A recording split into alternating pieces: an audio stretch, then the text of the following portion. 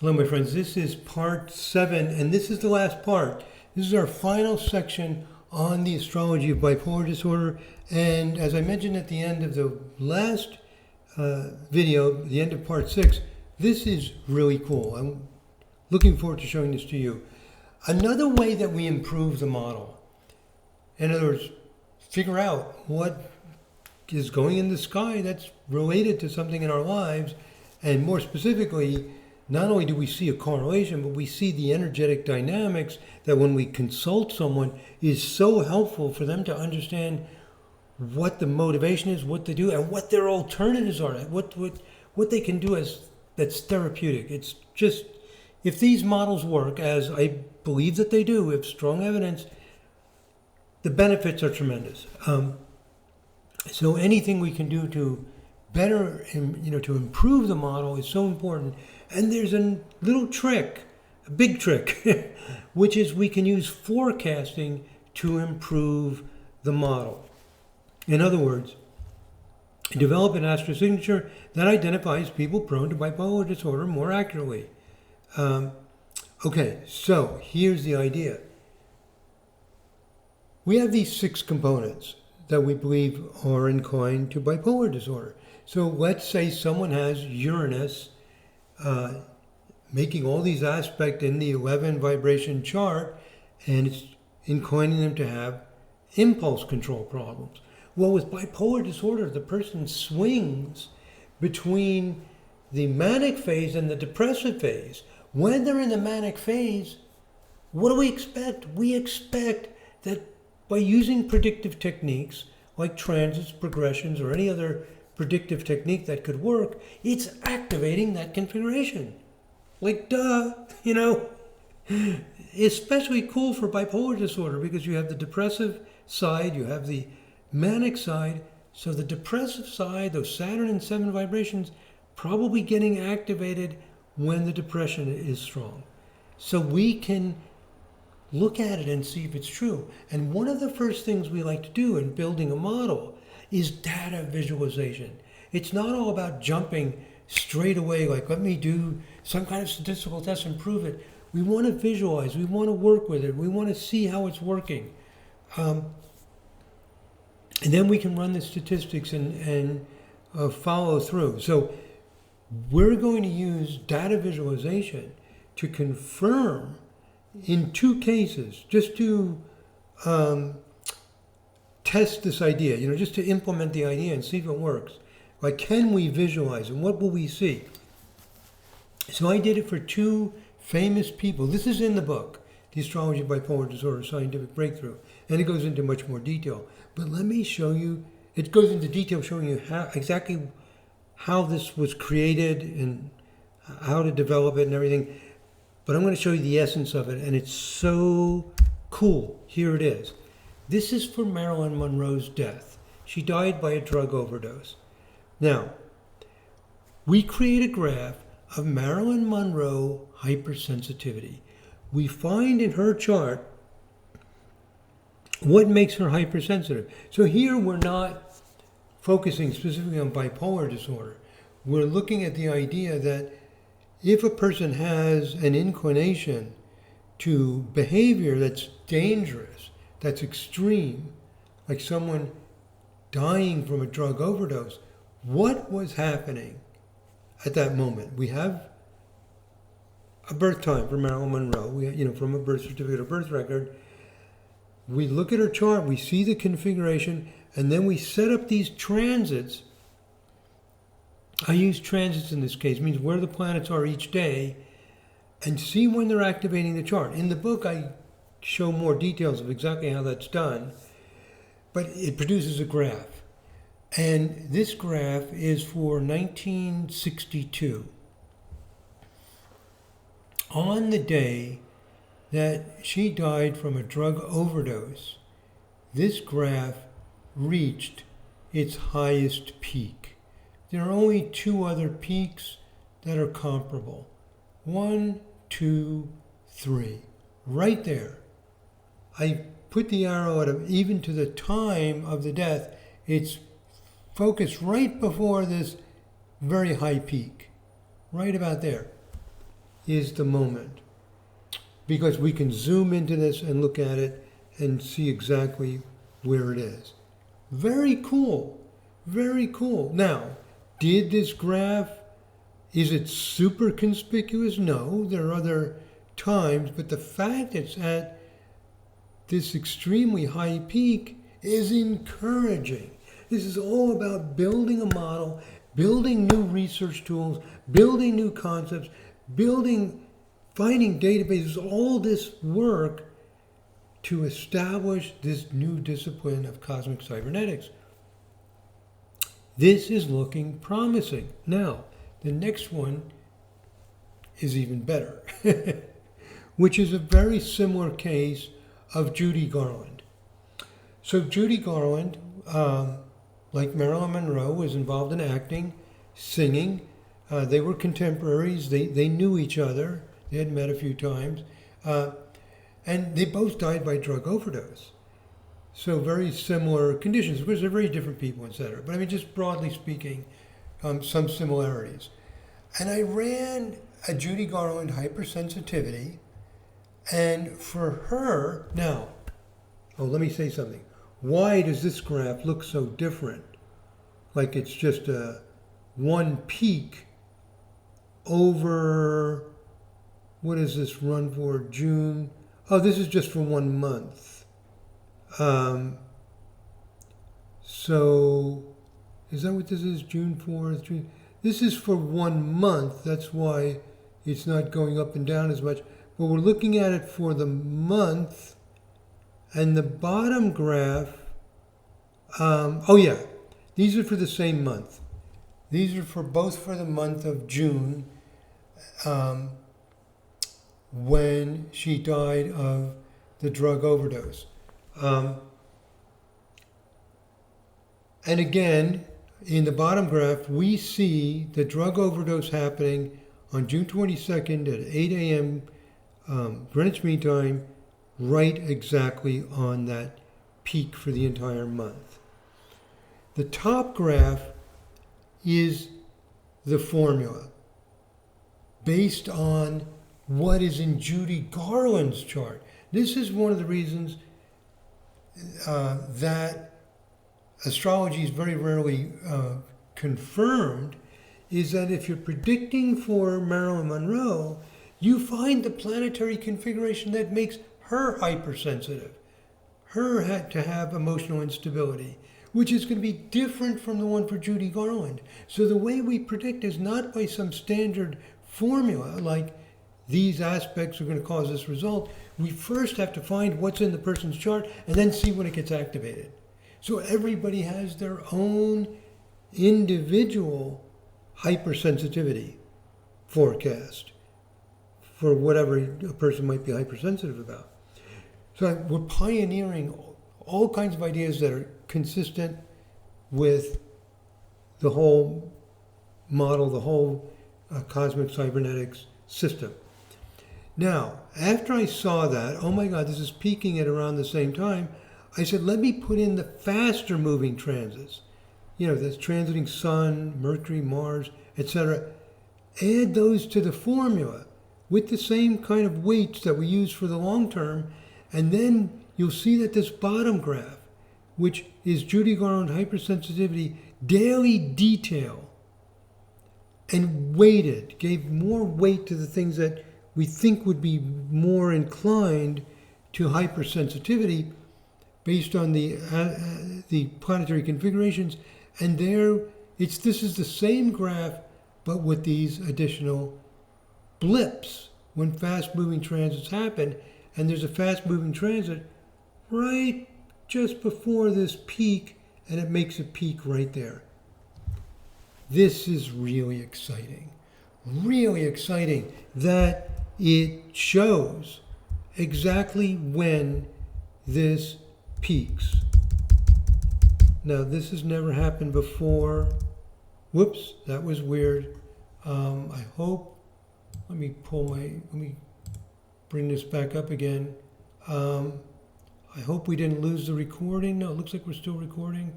Wow, that was strange. My screen went dead, never happened before. There we are. Peaks right there, data visualization. So this is another tool. And we can do a statistical test of comparing the score on a given day to the scores over the previous year, the previous several years. Another researcher, Vincent Godbout, is doing research like that, comparing the score on a given day with, I think he's doing the previous 40 years or something, and then seeing if that day stands out. So we can put it into a statistical level. So he's come up with a similar idea for evaluating forecasts. So that is very cool. Another thing I want to mention is things we learn from cases that do not fit the model. I think this is my last topic. Yeah. I'm just going to summarize some things. This is the last bit of new information I want to share with you in this series of videos. What do you do if somebody scores low in the bipolar disorder vulnerability AstroSignature? But they have bipolar disorder. Connie Francis, a pop singer, is exactly this way. She did not score high. And what we do in these cases is we analyze their charts to better understand what's going on. Now, I hope I brought this up and we're looking at it. Oh, good, we are. Here's Connie Francis. Here's her birth chart. I can pull my picture out of the way so you can see. There's her birth information. It's from a birth certificate. And in her 11 vibration chart, she does have Uranus active. That's one of the destabilizing and very excitable things a person can have. And in her case, she has Uranus conjunct Neptune, and both of them are trine Venus. Well, as somebody who works in the system of astrology, what we would say about this configuration is it makes the person very romantic, very, they want to fall in love. They just, this falling in love feeling, the excitement of being in love. It's like just taking on a ride. This is something strong to her. It comes out in her music, very romantic, and music, rhythmic, flow. We find this. This is a strong part of her. So what happens is she's in her prime of, popularity. She is, well, something's gotten messed up here. Sorry. She's in the prime of her popularity, and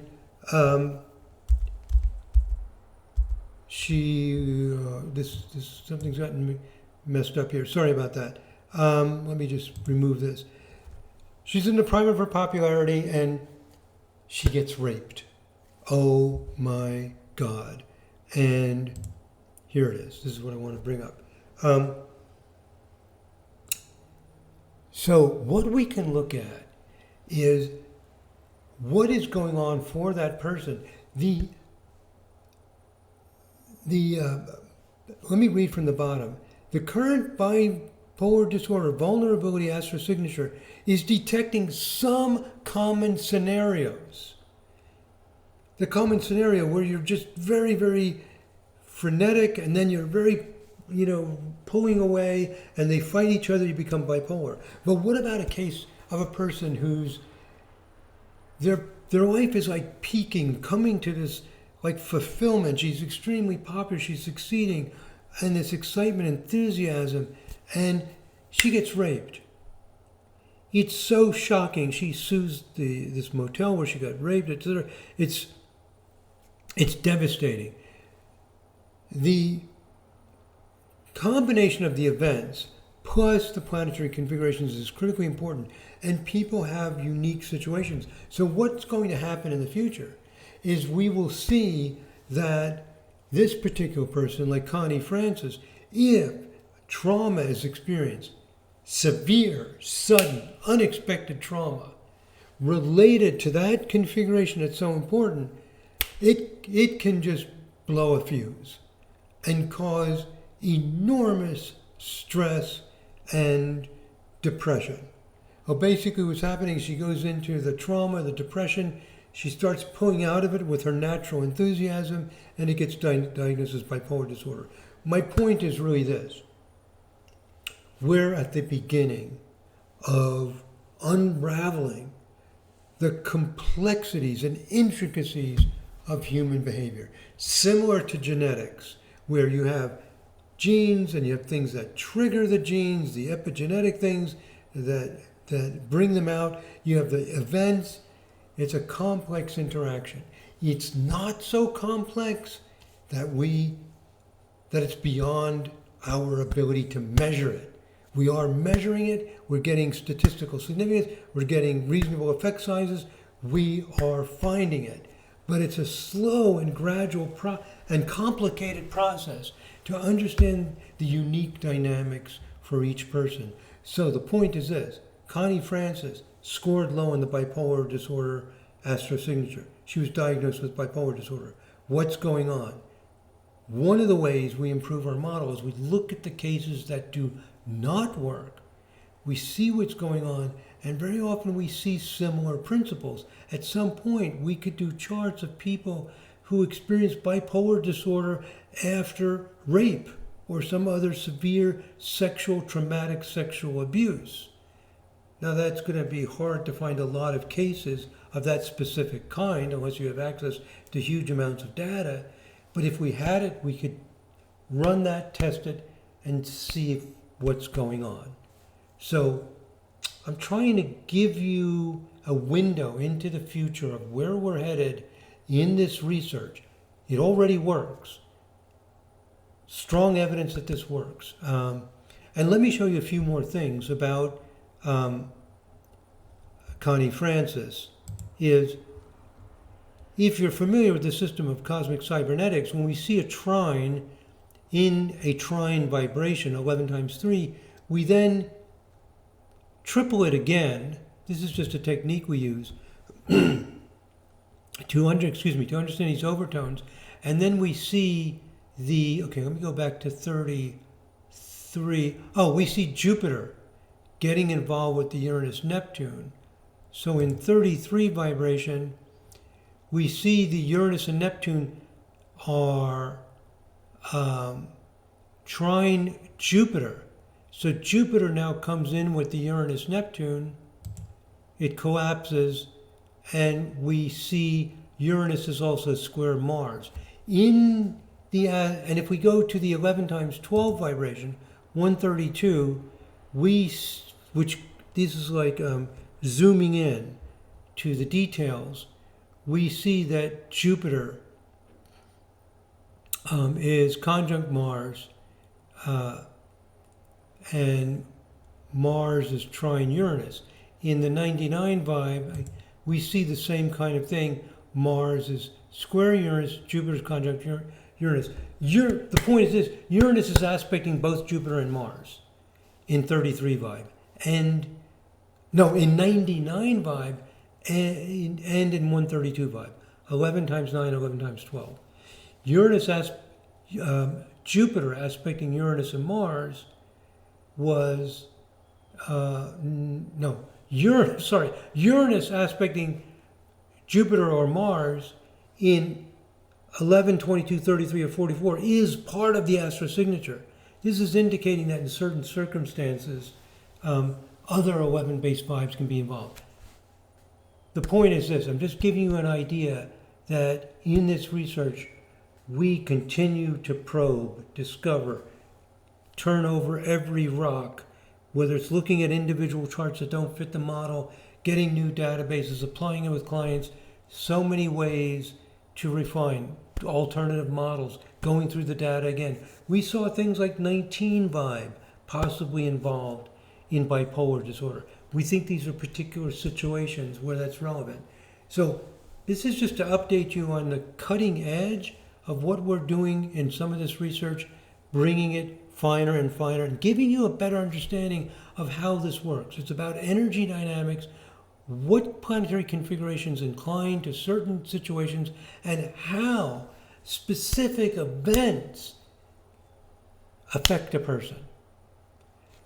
Whatever planetary configurations you have, if they are related to that event, they become overpoweringly strong. This extreme trauma of rape from out of nowhere, she's now an adult, she has apparently no history of these kind of things. It happens.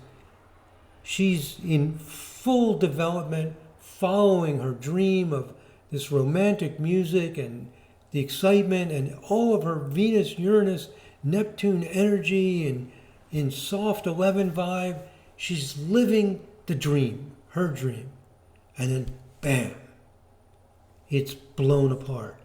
We've seen this over and over. When we worked with Giselle's clients, cases of sudden frustration from out of nowhere, sending people into bipolar disorder. And if that event and the transits at that time describe exactly the passion and wonder and hope and dreams that the person has shattered, just shattered, bam, from out of nowhere, the shock, the disturbance, the trauma is severe. So my point is, specific kinds of events that are traumatic, for certain people, they can recover faster. They can become recovered to the point of being functional. You're never the same, but you become functional faster. For other people, it just sends them out of everything. And for Connie Francis, it was just hard for her to get back in the groove of life. And all kinds of severe mental disturbance developed after that event.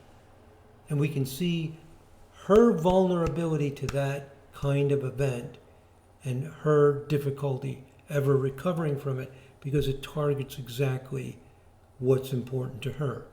Okay, so as we proceed with this research, we're going to understand more and more the complexities of these things. The research results will get better and better, the effect size will get bigger, and then at some point everybody goes, oh my God, this works. So we're well on our way to developing better and better model. Okay, so I just want to give you an example of that. So to summarize, the 4 steps of the research, just going to summarize this quickly and then going to make some important conclusions. We looked at Giselle's client data. We built a model that distinguishes the second step, analyze the 912 people with a bipolar disorder. We also continue to look at some of the specific charts of the 912 people and going back to the client data to make sure that the new formula continues to make sense that we're developing based on the 912 people. So we don't drop step 1. Step 1 bleeds into step 2, and which is much more about building a model to fit the 912. Then, before we found some new data for the hypothesis test, before we did it, I went over the formula one more time to see if I could clean it up, found a few things to clean up, make a little bit better, and then the 4th step was the data test. Now, I want to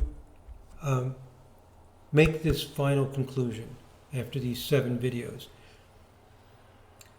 There are, number 1, we're talking about an evidence-based practice. There are many, many, many things that increase confidence or decrease confidence. The hypothesis test at the end of the study, at the end, last phase of this research, it's critically important. But so are all of the other steps in the research, like the forecasting that I showed you for Marilyn Monroe and Judy Garland. Increases our confidence that, oh my God, that configuration is triggered at the time. Increases our confidence that transits actually work in ways that nobody's ever looked at before, by the way. Nobody's looking at some 11 vibration, 13 vibration complex patterns getting triggered by transits. The basic idea was there of transits and distances between planets, but way different from what anybody's looked at before. And now all of a sudden it's working. We can graph it, we can see it, we can get statistical significance and reasonable effect sizes in our research. Second point I want to make in an evidence-based practice is that discovery typically is a gradual process of gradually refining the model. I've been refining this model for decades. Only in the last 10 to 15 years is it really taking shape? In the last 10 years, in the last 5 years, oh my God, it's been a gradual process. The cynics of astrology, people come in and say, oh, well, this David's research, Santino's research is not that good. They'll criticize one research study, in isolation. They do this all the time. They will look at the hypothesis test. They'll say, oh, p-value is 0.25, it's nothing. I already told you it's nothing. Not that it's nothing, but it's one piece of the whole story. In an evidence-based practice, we're looking at gradually building and refining based on the totality of everything. So, evidence-based astrology is now established as a real thing. And instead of going in and picking at one little thing, it's a really, frankly, immature and silly response to this whole body of work. So further research will confirm whether we're really on the right track. And if we are, we're making an extraordinary breakthrough in human understanding. Extraordinary. That planetary positions actually affect human behavior in measurable ways. And if this is true, the benefits to humanity will be enormous. That's where we're at. We'll find out. Are we 99.9% sure? No. I don't know how to put a percentage on it, but it's way higher than 50%. We think we're on the way. And we've formed the Cosmobiology Institute. You can go to Cosmobiology Institute. Oh, I got a typo there. Obviously, it's cosmobiologyinstitute.org, nonprofit research institute dedicated to advancing research. And as a nonprofit, Cosmobiology Institute has started giving free seminars, presentations, information, bringing people together. Final conclusion. This is my very last slide. The breadth and depth of research methods used and the many criteria for evaluating a model is part of an evidence-based practice, as opposed to people who are cynics on the outside and say, where's your proof of astrology? No, that's not the game we're playing. The game we're playing is evidence-based. We're building observation on observation, seeing if they're supporting the model or not supporting the model. Number 2, cosmic cybernetics is a new discipline. Uses a different theoretical framework. It uses a different set of variables than used in any other form of astrology. We're building something, and with each step, getting confirmation. I've made over 700 YouTube videos. I've got at least 20 on the theoretical framework, the relationships to ideas in physics, dozens on just research methodology and other research studies. This is a new world of building this new discipline. Another part of an evidence-based practice, you'll see this at the American Psychological Association website, any website of an evidence-based practice, that application of the theories in clinical practice is essential to see how they work out in reality, and we do that. It's not all about just a hypothesis test and did you get significance. It's about building a world of information and seeing if it's applicable and useful, and building our confidence levels and the techniques and methods that will actually work in practice. And a way to boil this down, point number 4, is that in an old style of psychological research, for example, the approach was you're guilty until proven innocent. Like, even the way a hypothesis test is stated is you state the null hypothesis. There's no relationship. Can we reject the null hypothesis? So the assumption is you have to prove that you have something. What we're doing here is not so much proving, demonstrating with such compelling evidence that this is true. What we're doing is finding out what the truth is. It's fine if astrology doesn't work. We just want to know. And so we probe and we probe and we probe, and what we're finding is greater and greater consistency, greater and greater detail. We've had so many research projects, our research on baseball batting performance. That was also exciting. So many things. We're going to go back to the accident research. Very, very promising. So this is about building a body of research literature to see what it's indicating. And it's indicating that it's way more likely that there's something to this cosmic cybernetics than that there's not. And at a certain point, it'll become so obvious that then it becomes accepted and goes mainstream. We're approaching that point rapidly. And also, I want to mention part of the motivation for why do we want to know, is it more likely that this works and does not work? Because if it works, and the way it works in showing what kind of lifestyle, what life decisions, what choices work for people, and different choices and lifestyles are appropriate for different people, it's therapeutic. So to be of service to humanity, we just want to know, could this work? And if it does, the benefits will be enormous. So we don't want to just cynically throw everything out and say, oh, my a priori belief is this couldn't possibly work, and just throw it out when there's a huge body of data suggesting that it does work. And if it does, the benefits will be enormous. So this is all part of the frame of reference of an evidence-based practice. Find out what's going on, see where it leads to, see what the most likely result is. Most likely result is that this works. So thank you very much. That's the end of the 7 videos on bipolar disorder. If you subscribe, thank you, thank you, thank you. Just subscribing costs you nothing, helps promote our video, reach out to more people. There's also a membership. There's 2 memberships. One is $5 a month, the other is $10 a month. And that gives you a live online meeting regularly. The $10 is twice a month, the $5 is once a month. The platinum membership, the one's $10 a month, also gives you this index into all the videos. So you can find any of the 700 videos on any topic much more easily. So several benefits, but that's only if you want to dive into this very, very deep. But if you could just become a subscriber, if you're not, it's tremendously helpful. Thank you very, very much.